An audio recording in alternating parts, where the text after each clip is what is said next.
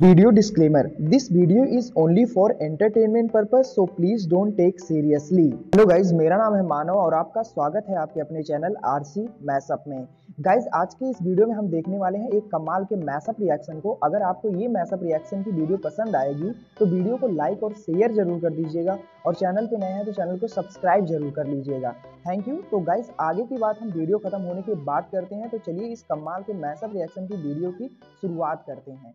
Hope you will enjoy. जो Tony Blair ने तारीफ की है भाई, टोनी ब्लेयर ने बोला है कि अगर मैं एशिया में देख रहा हूँ, अगर सुपर पावर अगर चाइना के बाद कोई बन रहा है वो इंडिया है। और सबको पता वो भी से है, वो तो अभी से इसमें कोई डाउट नहीं। लेकिन उन्होंने कहा है कि यूरोप खुश होगा अगर इंडिया बन गया, लेकिन सबसे ज्यादा प्रॉब्लम क्रिएट तब होगी जब चाइना का अगर सुपर पावर बनने की तरफ गया तो। और यार जिस तरीके से भारत जा रहा है ना, रफ्तार पे कोई डिनाई नहीं कर सकता, कोई नहीं कर सकता यार, इसमें कोई शक नहीं है। और जिस तरीके से दूसरी बार एक बार बैकग्राउंड जो चेंज हुआ यार, हम ऊपर रहे, उधर बिजली का कनेक्शन अभी नहीं हुआ तो हम फिर नीचे आ गए, क्योंकि बिजली गई तो हम नीचे आ गए। अचानक से तो सोलर का इधर तक ऊपर कमरे में नहीं था, तो आप भी बोलते होंगे एकदम से मतलब वक्त बदल गए, जज्बात देशों को पीछे छोड़ते हुए तीसरा स्थान हासिल किया था, जो कि दिखाता है कि भारत दुनिया में तेजी से अपनी पावर को बढ़ा रहा है। अब ऑस्ट्रेलिया की उस रिपोर्ट के बाद ब्रिटेन के थिंक टैंक की तरफ से भी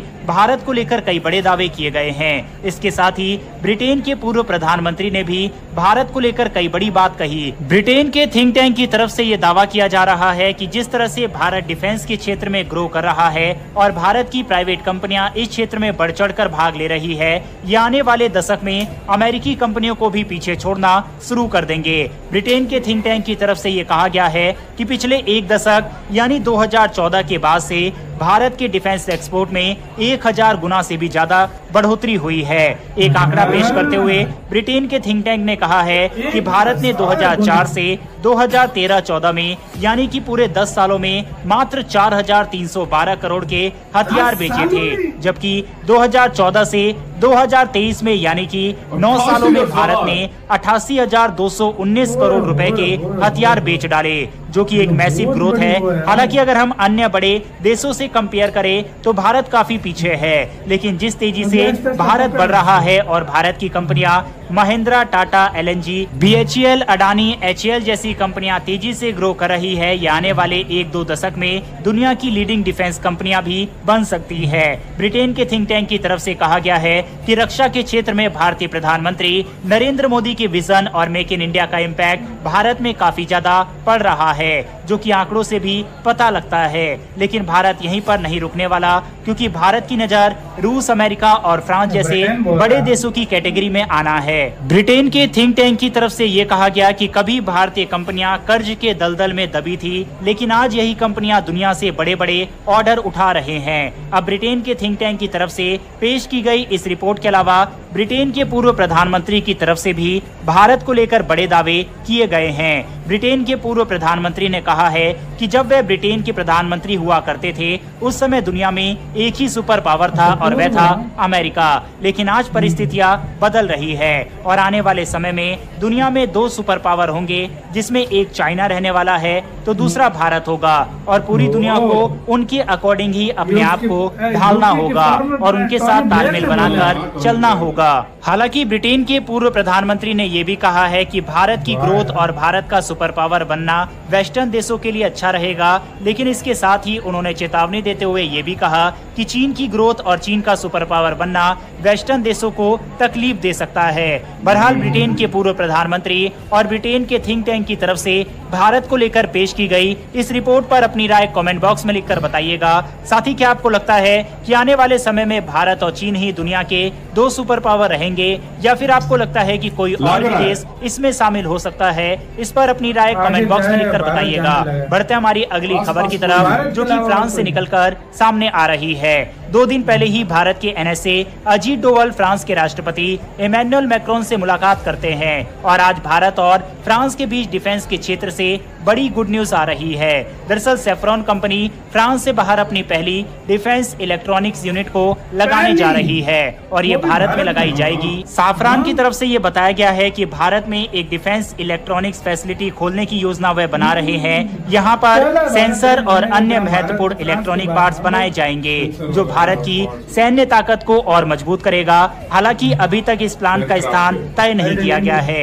इससे पहले फ्रांस की विमान निर्माता कंपनी डैसॉल्ट एविएशन ने उत्तर प्रदेश के जेवर में एक बड़ा मरम्मत और रखरखाव केंद्र स्थापित करने के लिए जमीन भी खरीद ली है, जहां राफेल और अन्य सिविलियन विमानों का रखरखाव किया जाएगा। एनएसए अजीत डोवल की फ्रांस यात्रा का सबसे महत्वपूर्ण हिस्सा उनकी फ्रांस की राष्ट्रपति इमैनुअल मैक्रोन के साथ हुई 1 घंटे की मुलाकात रही। इस दौरान उन्होंने यूक्रेन युद्ध और लेबनान में चल रहे इजरायल के सैन्य अभियान पर भी चर्चा की। एनएसए डोवाल ने यूक्रेन युद्ध पर अपनी राय दी। वहीं फ्रांस के विदेश मंत्री ने पश्चिमी एशिया की स्थिति पर अपनी जानकारी साझा की, खासकर इजरायल और हिजबुल्लाह के बीच चल रही लड़ाई के बारे में। बहरहाल भारत और फ्रांस के रिश्ते लगातार मजबूत होते जा रहे हैं और लगातार जो टोनी ब्लेयर ने तारीफ की है भाई, टोनी ब्लेयर ने बोला है कि अगर मैं एशिया में देख रहा हूँ, अगर सुपर पावर अगर चाइना के बाद कोई बन रहा है वो इंडिया है, और सबको पता वो भी से है, वो तो अभी से इसमें कोई डाउट नहीं। लेकिन उन्होंने कहा है कि यूरोप खुश होगा अगर इंडिया बन गया, लेकिन सबसे ज्यादा प्रॉब्लम क्रिएट तब होगी जब चाइना का अगर सुपर पावर बनने की तरफ गया तो। और यार जिस तरीके से भारत जा रहा है ना रफ्तार पे कोई डिनाई नहीं कर सकता, कोई नहीं कर सकता यार, इसमें कोई शक नहीं है। और जिस तरीके से एक बार बैकग्राउंड जो चेंज हुआ यार, हम ऊपर रहे, उधर बिजली का कनेक्शन अभी नहीं हुआ तो हम फिर नीचे आ गए, क्योंकि बिजली गई तो हम नीचे आ गए। अचानक से तो सोलर का इधर ताकि ऊपर कमरे में नहीं था, तो आप भी बोलते होंगे एकदम से मतलब वक्त बदल गए, जज्बात बदल गए, तो ये सीन हुआ है। दूसरी बात नहीं, और जो दूसरी बात भाई, जो ये आजकल दुनिया में जो काज भारत का बड़ा है, वो यार जितनी उसकी तारीफ, नो डाउट वो बहुत ज्यादा है यार, बहुत ज्यादा है, इतना ज्यादा है तुम्हारी सोच। और किस तरीके से दुनिया इस टाइम इंडिया के साथ चल रही है और इंडिया के साथ आगे चलना चाहती है और इंडिया में इन्वेस्टमेंट लाना चाहती है।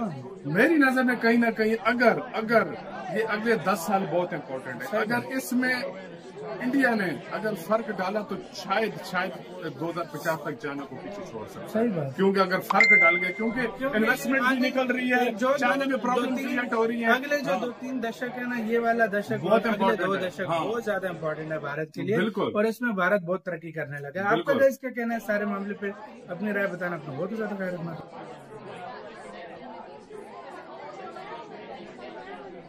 जो टोनी ब्लेयर ने तारीफ की है भाई, टोनी ब्लेयर ने बोला है कि अगर मैं एशिया में देख रहा हूँ, अगर सुपर पावर अगर चाइना के बाद कोई बन रहा है वो इंडिया है, और सबको पता वो भी से है, वो तो अभी से इसमें कोई डाउट नहीं। लेकिन उन्होंने कहा है कि यूरोप खुश होगा अगर इंडिया बन गया, लेकिन सबसे ज्यादा प्रॉब्लम क्रिएट तब होगी जब चाइना का अगर सुपर पावर बनने की तरफ गया तो। और यार जिस तरीके से भारत जा रहा है ना रफ्तार पे कोई डिनाई नहीं कर सकता, कोई नहीं कर सकता यार, इसमें कोई शक नहीं है। और जिस तरीके से एक बार बैकग्राउंड जो चेंज हुआ यार, हम ऊपर रहे, उधर बिजली का कनेक्शन अभी नहीं हुआ तो हम फिर नीचे आ गए, क्योंकि बिजली गई तो हम नीचे आ गए। गाइज आपको यह मैसअप रिएक्शन का वीडियो कैसा लगा, अपने थॉट को नीचे वीडियो के कमेंट में जरूर बताइएगा। वीडियो पसंद आई हो तो वीडियो को लाइक जरूर कर दीजिएगा। चैनल पे नए हैं तो चैनल को सब्सक्राइब जरूर कर लीजिएगा।